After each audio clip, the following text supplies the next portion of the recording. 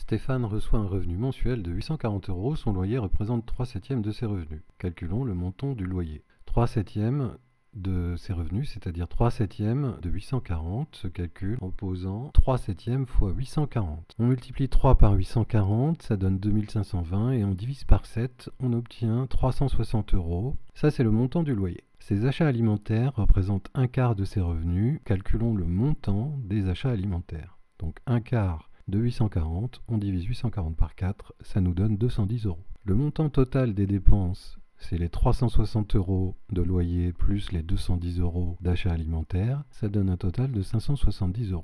Il lui reste donc 840 € moins 570 €, c'est-à-dire 270 €. On pouvait faire l'exercice avec une deuxième méthode que je vais vous expliquer maintenant. Le loyer représente 3/7 et les achats alimentaires représentent un quart des revenus de Stéphane.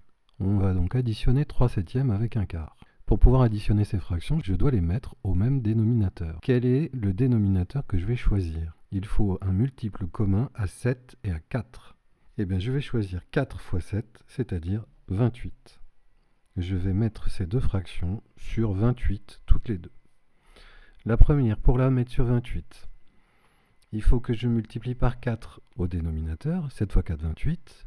Mais si je multiplie par 4 en bas, il faut que je multiplie par 4 en haut. Donc 3 fois 4.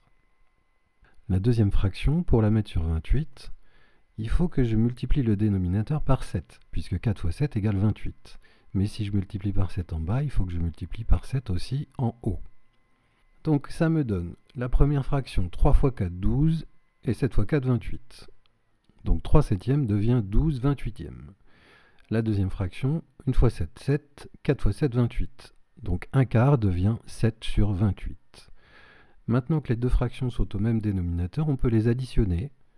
12 plus 7, ça fait 19. Donc on a un total de 19 sur 28. Donc Stéphane dépense 19/28 de ses revenus dans son loyer et dans ses aliments. S'il dépense 19/28 de ses revenus, ça veut dire qu'il lui reste 9/28 après toutes ses dépenses. Calculons donc combien représente 9/28 de 840. 9/28 de 840, on pose 9 sur 28 fois 840. 9 fois 840, ça fait 7560, et divisé par 28, ça fait 270 €. On retrouve bien le même résultat que tout à l'heure.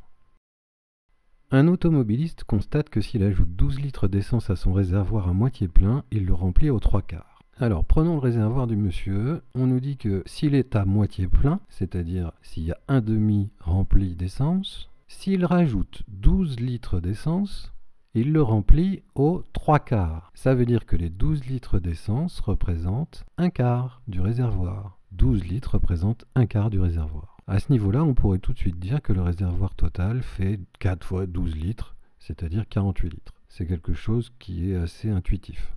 Mais on va l'écrire avec un langage mathématique. Alors, si je note X, la capacité totale du réservoir en litres, c'est-à-dire tout ce que peut contenir le réservoir, je le note X. Un quart de X se calculerait en faisant X divisé par 4. Mais on sait que cette quantité X divisé par 4, le quart de X, vaut 12 litres. Donc ça veut dire que X divisé par 4 est égal à 12.